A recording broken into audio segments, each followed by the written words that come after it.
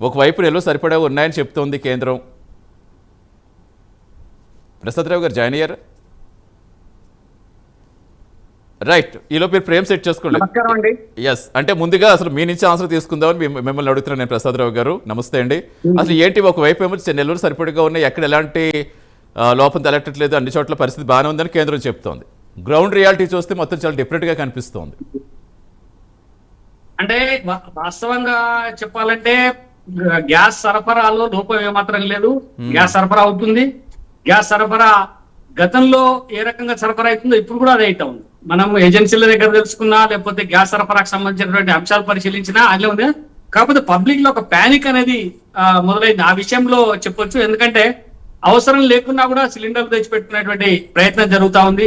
Cylinder రాదేమో అనేటువంటి ఒక ఆందోళన పబ్లిక్ లో ఉన్నటువంటి మాట వాస్తవమే. దాంతో ఎక్కువ మట్టుకు సిలిండర్లు తెచ్చుకోవాలి, అవసరం లేకుండా తెచ్చిపెట్టుకోవాలనేటువంటి ఒక ప్రయత్నం వల్ల కొంత ఇబ్బందులు ఎదురవుతున్నటువంటి మాట వాస్తవం. ఇవాళ మనం చూసినాం, మన రాష్ట్ర పౌర సరఫరా శాఖ మంత్రి ఉత్తమ్ కుమార్ రెడ్డి గారు ఇలా అనేక డీలర్లతో మాట్లాడిండ్రు. దానికి సంబంధించిన పూర్తి వివరాలను కూడా ఇచ్చిండ్రు. గ్యాస్ ఎవరైతే బ్లాక్ చేస్తున్నారో వాళ్ళందరి మీద 288 కేసుల్ని ఒకరోజు నమోదు చేసిన. అట్లనే 600 సిలిండర్లను ఈ రోజు పట్టుకుంది మన రాష్ట్ర ప్రభుత్వమే. అంటే దానికి అర్థం ఏంటంటే ఈ పానిక్ సిచ్యువేషన్ అనేది ఒకటి క్రియేట్ అయింది. ఇది కొంత ప్రచారం మూలంగా, లేకపోతే మాకు ఇబ్బందులు ఎదురవుతాం అనేటువంటి ఒక ఆందోళన మూలంగా ఇది జరుగుతా ఉంది. కాబట్టి అందరి మీద ఒక బాధ్యత ఉంది. పానిక్ సిచ్యువేషన్ ని కంట్రోల్ చేయాల్సినటువంటి అవసరం ఉంది. కాబట్టి గ్యాస్ లభ్యత ఉన్నది, గ్యాస్ ఇబ్బంది లేదు అని చెప్పి ప్రతి ఒక్కరు మీడియా పరంగా కానీ, సోషల్ మీడియా పరంగా కానీ బాధ్యతాయుతమైనటువంటి భారత పౌరులందరూ కూడా ఈ విషయాన్ని ప్రజలకు తెలియజెప్పాల్సినటువంటి అవసరం ఉంది. కాబట్టి ఆ వైపున చూడాలి. గ్యాస్ కొరత ఎక్కడా లేదు. మనకు సంబంధించి గ్యాస్ బయట దేశాల నుంచి వచ్చేటువంటి గ్యాస్ కూడా మనకు వస్తూనే ఉంది. మనకు హార్ముజ్ జలసంధి నుంచి కూడా మన నౌకలు వస్తా ఉన్నాయి. నిన్ననే ఒక నౌక మన భారత తీరాన్ని చేరింది. ఇంకా 6 నౌకలు మనకు వస్తా ఉన్నాయి. ఎక్కడ కూడా మన నౌకలు ఆపట్లేదు. కాబట్టి ఈ పానిక్ సిచ్యువేషన్ తప్ప పరిస్థితి సానుకూలంగానే ఉన్నదనేటువంటి విషయాన్ని ప్రజలు గమనించాలా. అంటే ప్యానిక్ కాదు ఇక్కడ ప్రసాదరావు గారు, ప్యానిక్ అని మీరు చెప్తారు, ప్యానిక్ సిచ్యువేషన్ అని. కానీ మీకు నిజంగా రియాలిటీలో ఏం కనిపిస్తుంది? ఇప్పుడు దేశం ఇప్పుడు ఒక హైదరాబాద్లో ఒక తెలంగాణ కాదు కదా, దేశవ్యాప్తంగా ఇప్పుడు ఇష్యూ నడుస్తోంది. చాలా చోట్ల స్వచ్ఛందంగా హోటల్ మూసేయడం చూస్తాం. ఇప్పుడు కమర్షియల్ గ్యాస్ కొరత ఎక్కువగా ఉందని చెప్తున్నారు, ప్రాధాన్యం రంగాలకు అని చెప్తున్నారు. బట్ ఇది ప్రాధాన్యమే కదా అని అటు కమర్షియల్ వాళ్ళు కూడా చెప్తున్నారు. ఒక హోటల్ మూసేస్తున్నారు. మరోవైపు చూస్తున్నాం ఎక్కడికక్కడే ఇప్పుడు ఐటీ కంపెనీలకు సంబంధించి చాలా చోట్ల వర్క్ ఫ్రమ్ హోమ్ అని మళ్ళీ స్టార్ట్ చేస్తామని చెప్తున్నారు. ఇలా ఒక్క రంగం అని కాదు, ఆల్మోస్ట్ అన్ని రంగాలు కూడా ఇదే సిచ్యువేషన్లో కనిపిస్తున్నాయి.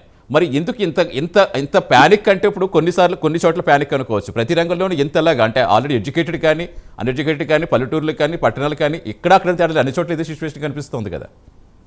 పానిక్ అంటేనే దేశమంతా అయ్యేది, ఒక ఊర్లోనో మండలంలో అయ్యేది కాదు. అవును, ఈ పానిక్ సిచ్యువేషన్ దేశమంతా ఉంది. అదే చెప్తా. అంటే ఎందుకంటే దాన్ని మీరు ఆ పానిక్ తగ్గించే విధంగా సిలిండర్ల విషయం వచ్చేసరికి కమర్షియల్ సిలిండర్లను కొంత ఆపి రిస్ట్రిక్షన్ చేసినటువంటి మాట వాస్తవం. డొమెస్టిక్ సిలిండర్లకు సంబంధించి ఎక్కడ ఎలాంటి ఇబ్బందులు లేవు. ఖచ్చితంగా మీకు బుక్ చేసిన 2 రోజుల లోపలనే డొమెస్టిక్ సిలిండర్ వస్తా ఉన్నది. ఈ రోజు మీరు ఎక్కడ చూసుకున్నా 2 రోజుల కంటే ఎక్కువ ఎక్కడ డొమెస్టిక్ సిలిండర్ ఆగినటువంటి సందర్భం లేదు. కాకపోతే ఎక్కడ ఇబ్బంది అవుతుందంటే సింగిల్ సిలిండర్ ఉన్నటువంటి వ్యక్తులు పోయి గ్యాస్ స్టేషన్ల ముందర నిలబడతా ఉన్నారు. కొందరేమో మాకు ఇంకో సిలిండర్ అవసరం అవుతుందేమో అనేటువంటి ఒక భయంతో పోయి నిలబడి తీసుకుంటా ఉన్నారు. ఎక్కడైనా మేము బుక్ చేసి 1 వారం రోజులైంది, సిలిండర్ రాలేదు అనేటువంటి కంప్లైంట్ ఒక్కటి కూడా లేదు. ఇది ఒకటి. రెండో అంశం ఏం చెప్తాను అంటే, దేశవ్యాప్తంగా ఇది ప్రపంచ వ్యాప్తంగా జరుగుతున్నటువంటి ఒక యుద్ధ సన్నివేశం. ఈ యుద్ధ సన్నివేశంలో దేశంలో కొంత ఈ ప్యానిక్ ను తగ్గించేటువంటి పరిస్థితులు ఉండాలి తప్ప దీన్ని ఆసరా చేసుకొని ఇటు మేము రాష్ట్ర ప్రభుత్వాన్ని విమర్శించడం, కేంద్ర ప్రభుత్వాన్ని విమర్శించడము, తద్వారా ఏదైనా ఒక రాజకీయ లబ్ధి పొందాలనేటువంటి ఆలోచన చేసేటువంటి వాళ్ళు ఏదైతే ఉన్నారో అది సరికాదు.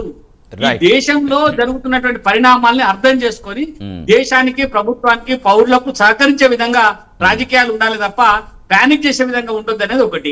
ఒకవేళ గ్యాస్ దొరకలేదు అనుకోండి, దొరకకపోతే ఏం చేద్దామని ఆలోచన ఉండాలి కదా. దొరకకపోతే గ్యాస్ సిలిండర్లు పట్టుకొని ధర్నాలు చేస్తాము, లేకపోతే పార్లమెంట్ ముందర కూర్చుంటాము. ఇదేం చిన్నపిల్లలు గ్యాస్ దొరకకపోతే ఏ రకంగా చేద్దాం, ఎట్లా చేద్దాం, ప్రజలను ఎట్లా కన్విన్స్ చేద్దాం అనేటువంటి ఆలోచన ప్రజాప్రతినిధులకు కానీ, ముఖ్యమైనటువంటి నాయకులకు కానీ ఉండాలా.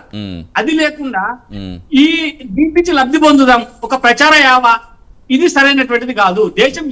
ప్రపంచం యుద్ధ వాతావరణంలో ఉన్నది, మన దేశం యుద్ధం చేయట్లేదు, మనం యుద్ధం చేయట్లేదు. వచ్చేటువంటి నష్ట తీవ్రత జనరల్ గా ఇరాన్ వార్ అనగానే అందరికీ ముందు గుర్తొచ్చింది పెట్రోల్ గురించే. ఆ జలసంధి మూసేస్తే అసలు ఈ ఆయిల్ కొరత ఏమైనా వస్తుందేమో అని, కానీ గ్యాస్ గురించి ఎవరు కూడా ఇంత ఎక్స్పెక్ట్ చేయలేదు. ఎస్, కంటిన్యూ చేద్దాం ఒక నిమిషం. జితేంద్ర గారు మీరేం చెప్తారు? కేవలం మీరు రాజకీయ ప్రచారం కోసం వాడుకుంటున్నారా? అంటే ఒక మాట నేను చెప్పేది ఏంటంటే, ప్రభుత్వము ఈ సిచ్యువేషన్ ని గుర్తించింది, గుర్తించే ఇరాన్ తో మాట్లాడింది. ఇరాన్ తో మాట్లాడి ఏ దేశం యొక్క నౌకను కూడా అనుమతించినటువంటి ఇరాన్ మన నౌకల్ని అనుమతిస్తా ఉన్నది. నేను ఇప్పుడు యుద్ధ వాతావరణంలో మనకు కొంత అంటే సానుకూలత అయితే లేదు కదా ఇక్కడ. ఇప్పుడు దాన్ని ఒప్పుకోవడానికి ఏమి ఇబ్బంది లేదు. బయట దేశాల నుంచి మనకు గ్యాస్ వచ్చేటువంటి విషయంలో, పెట్రోల్ వచ్చేటువంటి విషయంలో కొన్ని ఇబ్బందులు ఉన్నమాట వాస్తవం. కానీ ఈ దేశంలో ఇప్పుడే ఈ గ్యాస్ దొరకలేదు, పెట్రోల్ దొరకలేదు అని లేదండి. అంటే పెట్రోల్ కొరత ఏమి ఇంకా అంతలాగా ఎక్కడ కనిపించట్లేదు. అది ఒక భయంతో వెళ్తున్నారు కానీ పెట్రోల్ సమస్య ఎక్కడ లేదు. కానీ ఊహించింది గ్యాస్ ముందుకు వచ్చిందనేది ఎందుకు వచ్చిందనేది